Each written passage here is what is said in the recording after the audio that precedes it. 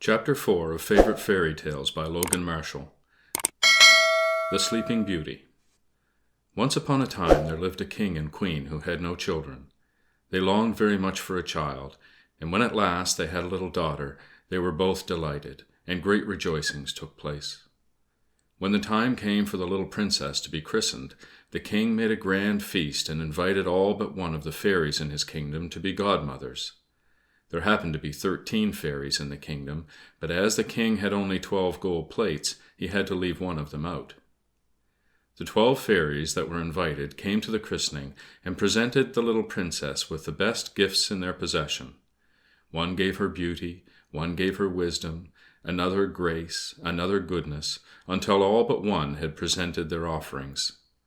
Just as the last fairy was about to step forward and offer her gift, there came a tremendous knocking at the door, and before anybody could get there to open it, it was burst open, and in came the 13th fairy in a furious rage at not having been invited to the feast.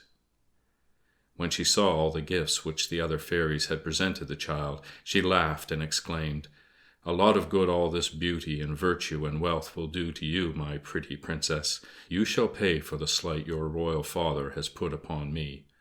Then, turning to the terrified king and queen, she said in a loud voice, "When the princess is 15 years old, she shall prick her finger with a spindle and die." Having said this, she flew away as noisily as she came. The king and queen were in despair, and the courtiers stood aghast at the terrible disaster, while the little princess began to cry piteously, as if she knew the fate in store for her. Then the 12th fairy stepped forward. "Do not be afraid," she said. "I have not yet given my gift. I cannot undo the wicked spell, but I can soften the evil. The princess, on her 15th birthday, shall prick her finger with a spindle, but she shall not die. Instead, she shall fall asleep for 100 years." "Alas," cried the queen, "what comfort will that be to us? Long before the 100 years are past, we shall be dead, and our darling child will be as lost to us as if she were indeed to die." "I can make that right," said the fairy. "When the princess falls asleep, you shall sleep too, and awaken with her when the 100 years are past." But the king still hoped to save his daughter from such a terrible misfortune, so he ordered all the spinning wheels in the kingdom to be burnt or destroyed, and made a law that no one was to use one on pain of instant death. But all his care was useless. On her 15th birthday, the princess slipped away from her attendants and wandered all through the palace. At last she came to a tower which she had never seen before, and wondering what it contained, she climbed the stairs. From a room at the top came a curious humming noise, and the princess, wondering what it could be, pushed open the door and stepped inside. There sat an old woman, bent with age, working at a strangely shaped wheel. The princess was full of curiosity. "What is that funny-looking thing?" she asked. "It is a spinning wheel, princess," answered the old woman, who was no other than the wicked fairy in disguise. "A spinning wheel? What is that? I have never heard of such a thing," said the princess. She stood watching for a few minutes, then she added, "It looks quite easy. May I try to do it?" "Certainly, gracious lady," said the wicked fairy, and the princess sat down and tried to turn the wheel. But no sooner did she lay her hand upon it than the spindle, which was enchanted, pricked her finger, and the princess fell back against a silk-covered couch, fast asleep. In a moment a deep silence fell upon all who were in the castle. The king fell asleep in the midst of his counselors, the queen with her ladies in waiting. The horses in the stable, the pigeons on the roof, the flies upon the walls, even the very fire upon the hearth fell asleep too. The meat which was cooking in the kitchen ceased to frizzle, and the cook, who was just about to box the kitchen boy's ears, fell asleep with her hand outstretched and began to snore aloud. The butler, who was tasting the ale, fell asleep with a jug at his lips.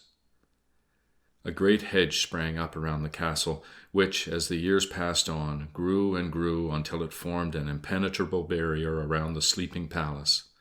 The old people of the country died, and their children grew up and died also, and their children, and their children, and the story of the sleeping princess became a legend, handed down from one generation to another, and a cloud of mystery as thick and impenetrable as the hedge of thorns lay over the old castle. Many brave and gallant princes tried to force their way through the magic hedge in order to solve the mystery and to see for themselves the beautiful maiden who lay in an enchanted sleep behind the thorny barrier. But the thorns caught them and held them from going forward or back, and the gallant youths perished miserably in the thickets. After many, many years there came a king's son into that country, who heard the story of the princess and the hedge of briars, and he made up his mind to try and force his way to the castle to awake the sleeping princess. People told him of the fate of the other princes who had attempted this difficult task, but the prince would not be warned. "I have made up my mind to see this maiden of whose beauty I have heard so many wonderful tales," he cried. "I will force a way through the hedge of thorns and awake this sleeping beauty, or die in the attempt."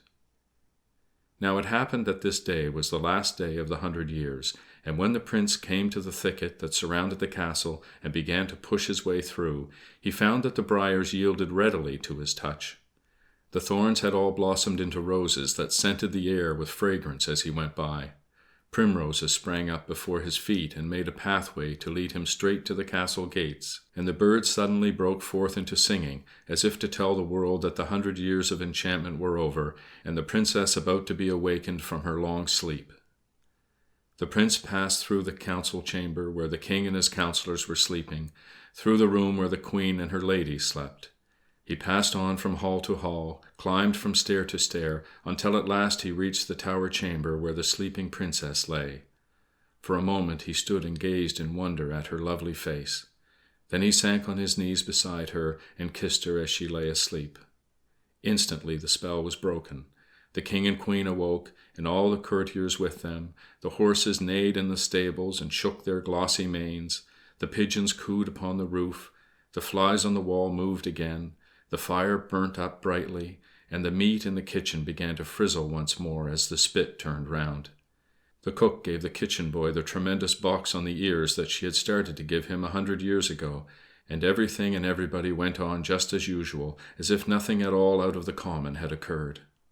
And up in the tower chamber the princess opened her eyes to meet the gaze of the prince, who had dared to risk his life for her sake. What they said to each other nobody quite knows, for nobody was there to hear or see. But whatever it was, it must have been something very satisfactory, for very soon after they were married and lived happily ever afterwards. End of chapter 4. Recording by Evan Smith.